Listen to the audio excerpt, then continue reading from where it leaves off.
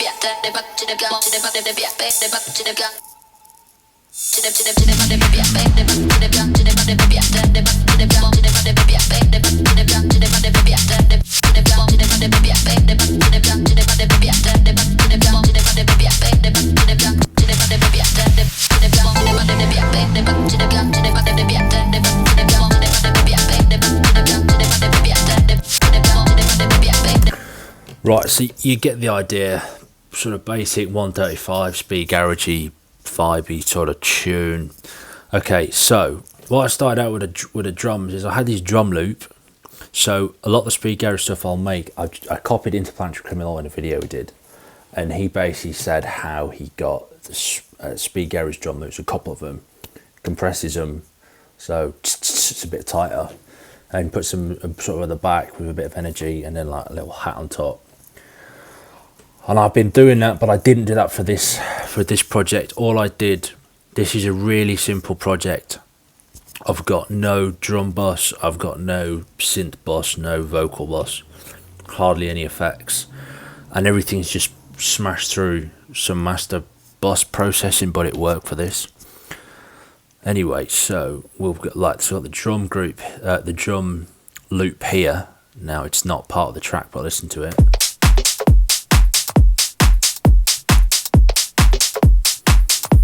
So what you can tell the difference between that and then the drums I've taken from it. Basically, all I've done is I've just chopped out most of the little percussion-y bits. Didn't like them, didn't want it. Deal with it, mate. And then they come from this other loop on top here.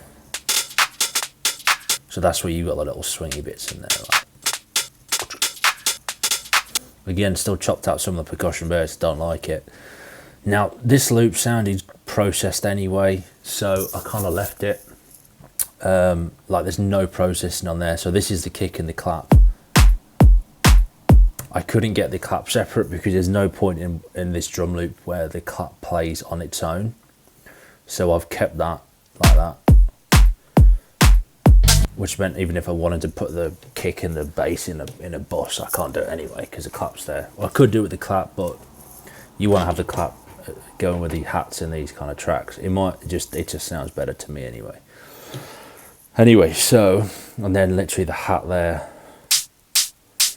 Only a bit of processing. I've got a clipper, and then I've just taken out some of the low end, just so it's not fighting with the clap. So the t is there and the is there.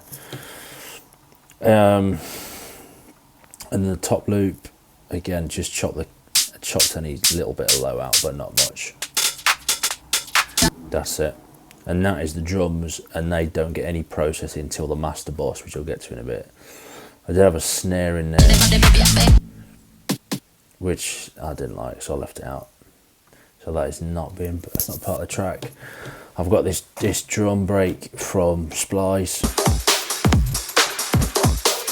Again, the only bit of the processing is at the low end. I've just EQ'd a little bit of the kick out. That's literally that. Sounds fine. It doesn't need processing, why fucking bother? And then the ride. Again, that's straight out of Splice. fairly. Some of these rides are a bit short. This one's a bit longer, so I like that one.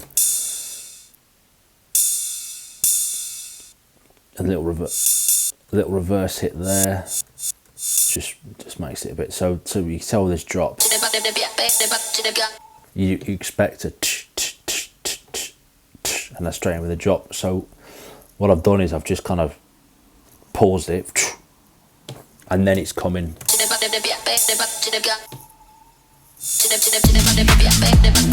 I just think that sounds good, and that's kind of the little technique I've used when I've actually taken out in the drums. I've taken out the percussion in this loop and the percussion from that loop.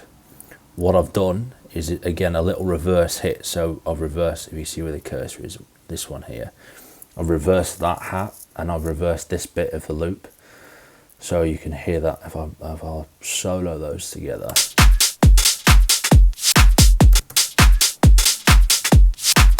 Yep. So it just that makes up for it's using the same sound, but it's creating variation and a bit of extra kind of swing. I like doing that. I like the little reverse hits. I think they sound better than loads of percussion. It's just the sound I like. Anyway, so yeah, no snare, drum break, the rides. Okay, that's the drums.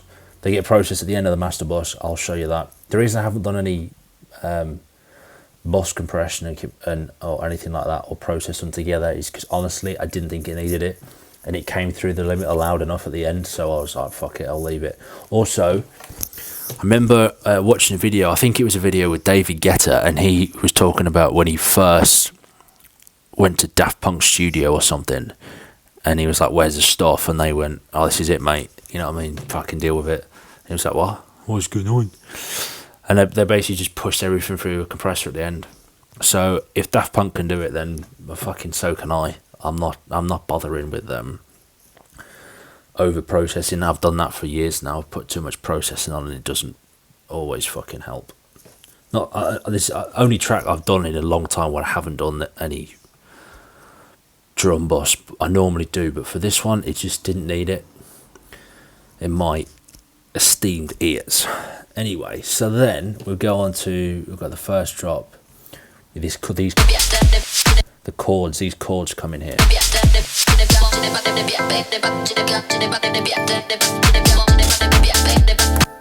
That's proper, like, I'll solo that so you can hear it again.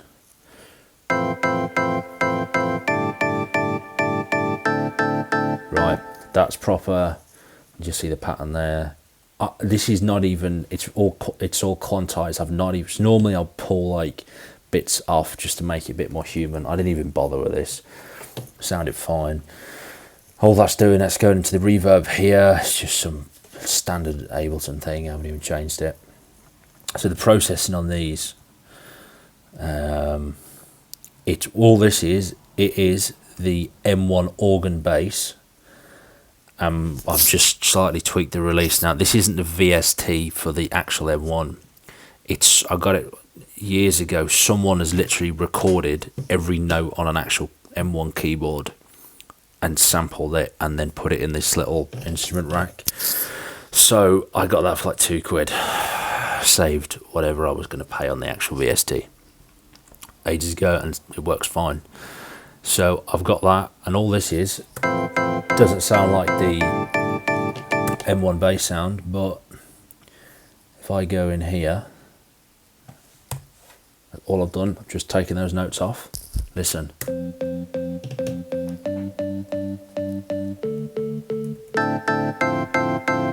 That's literally all it is. I was amazed when I found that out. It's in, you'll recognise it from tracks like, what's it, Gypsy Woman from Crystal Waters or whatever a track's called. But yeah, that's that kind of 90s M1 classic house sound. So I got that in there, and then all I've done to process that, EQ, just take a bit of the lows out, 90 Hertz, not too high. OTT, so this is just the Ableton's multi-band compressor preset. If I turn that off, just brings out the highs a bit, tightens it up, and then I've just, because that'll put a bit more low information dragged in, so I'll just chop that out again.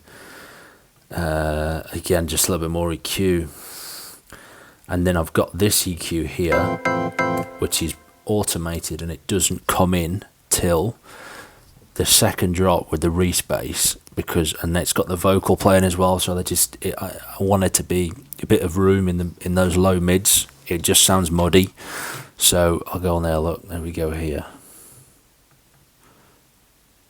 That clicks on and it just takes that out, and that's that. So obviously the second drop I don't need any sub information because the Reese is doing that, but the first drop I've got this sub underneath it, just playing the root note. Now you might be able to hear that, but all it is, this thing, you find it for like £5. I got Silver Bumper, used it, so I was like, fucking hell, I'll have that there, mate. Sound makes banging tunes, lad, mate. So I was like, fucking hell, that. But yeah, he said it's good and he used it, so I've been using that. And this kind of like, just you want a quick little synthy subby thing. It's great. It's got a kind of FM sound to it. Again, like EQ's not even doing anything. And then I've used the compressor, Ableton's compressor for the side chain.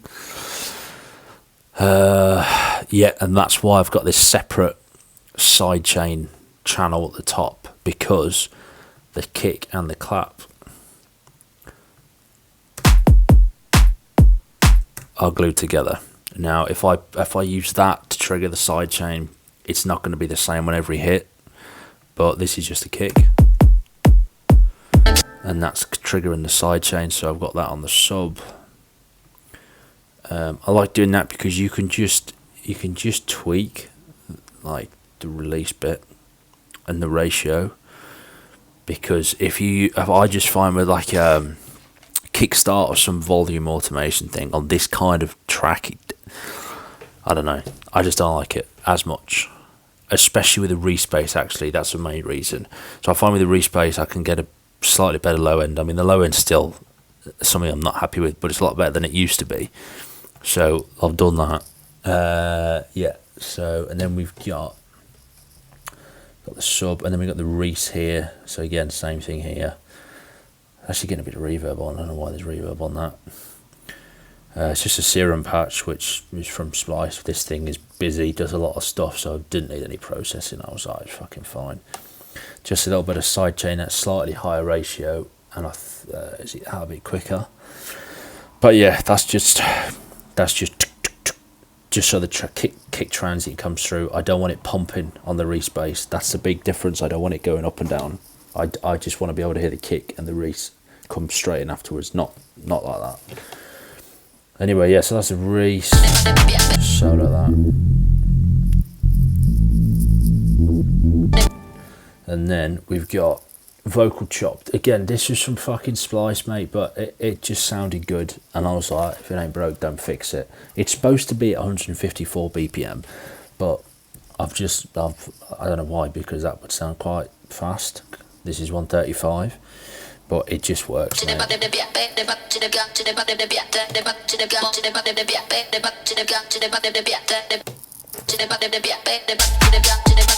So there's that going on, and then the only real tweak I've done, so you know I mentioned here we've got the reverse hats for a bit of extra groove. When they come in, I've chopped the vocal out just to emphasize that the stuttering swinginess of the track. And then again on the second drop, again, the only ways I've tweaked it is I've just duplicated this little bit here.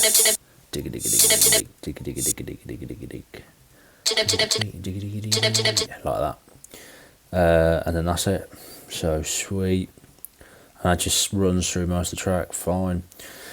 Again, good old Splice. I've got this dub siren which has this sort of, which is classic speed garage sound, but it's also got this echoey atmosphere at the end of it. Sounds great. I mean, I think it's got another hit at the back. I chopped that out, didn't want that. But it sounded good, and I was like, well, if it ain't broke, don't fix it. Why not? I mean, I'm not being a purist. I don't care, quite frankly, because all this old 90s rave music was all sampled.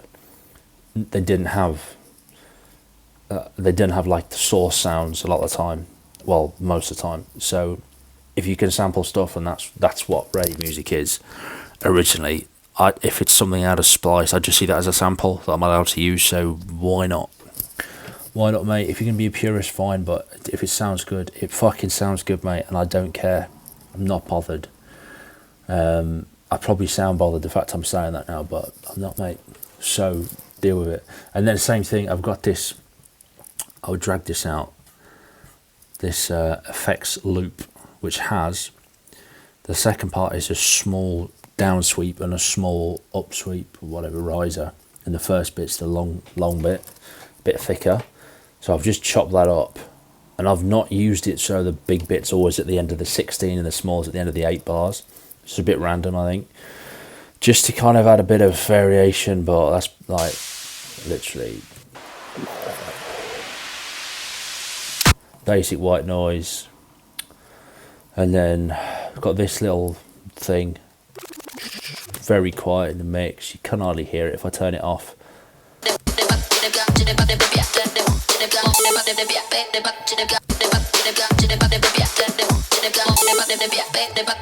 Just a little bit of ear candy. And then I've also got the same thing, this Westy thing, I'll solo it. Again, literally no processing, no EQ on any of these effects. Dub silent, nah, none of them. Because it didn't need it. And so this is where the magic happened for this track, if you can call it that. EQ, so on the master bus, this is where the processing and the compressors come in, or a compressor. I've just chopped the bottom out on the EQ, I've run it through this is the best glue compressor, SSL bus compressor, so it's on the slowest attack, fastest release, 2 ratio, the sidechain filter. So what that means is it's on 180, now it's not being sidechained. It just means that's everything above that's what's going to trigger it, because if that was at 0, under 180 hertz, that's the kick in the bass, that's going to trigger it a lot more, so it's going to squash it a lot more. Now it's still squashing it, but it's not being triggered by the kick in the bass.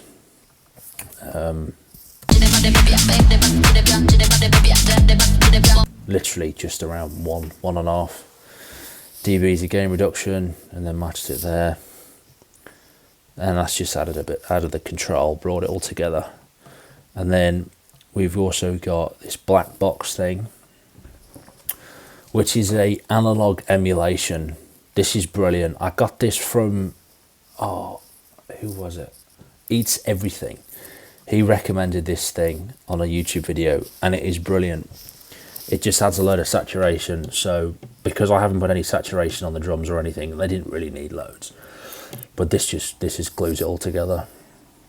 So I've got this on, and then it's also got, yeah, I mean, it's turn the density down a little bit, tweak the pentode and the triode up, just saturation's turned up.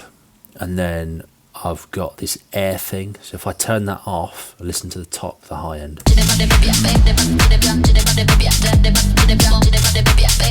So you see that? I'll turn it back on now. It just gives a bit of character, a bit of life to the top bit, rather than adding an EQ boost here. I've just made sure everything under 120 Hz is mono, because that's what it needs to be for anything, for your speakers. And then what I've got here is I've got a clipper. Let's get rid of that compressor. I've got the clipper, and I've got the L2 limiter. Now these are in a group because what I've done is sometimes I'll compare just having a clipper and then having the limiter, because sometimes it sounds better with just a clipper, sometimes it sounds better with a limiter. But with the limiter, the reason there's a clipper before it, and I'll demonstrate the reason why. If I turn this on, look what happens to the amount that the limiter is chopping in, is reducing the gain by, when I turn the clipper off. Right, so that's it now. I'm going to turn it off.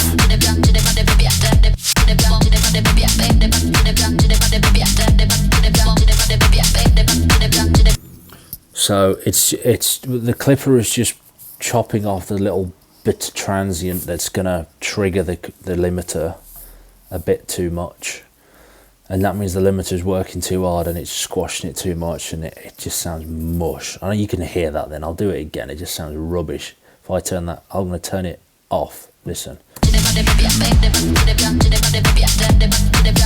And I'll turn it back on. It also means I can push it louder because it's not doing as much. So also the reason why I've got these in a group is because I'll compare it. So if I just do the clipper here, for example,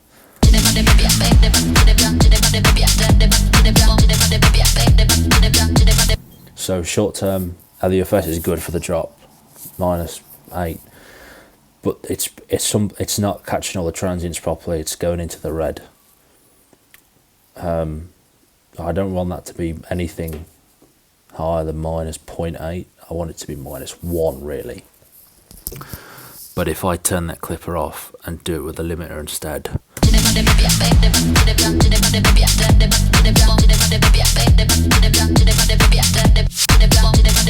it's basically the same loudness, but there's way more headroom, and almost a whole dB, so an extra 0.8 of peak headroom. So I don't really mind. I crank the limiter a bit more. I don't need to because it's hitting -8, which is what I want. So that's kind of, I mean, that's it. That's the whole track. So how many channels we got? 1, 2, 3, 4, 5, 6, 7, 8, 9, 10, 11, 12 channels max. Well, probably 10 if we're just using the ones we're using. But yeah, that is it. And if you want to listen to the full track, I'll put a link below. It's on the SoundCloud. But thanks for watching the video. If you've got any tips, please let me know, because I'm always up for learning. I'm still very much a amateur producer.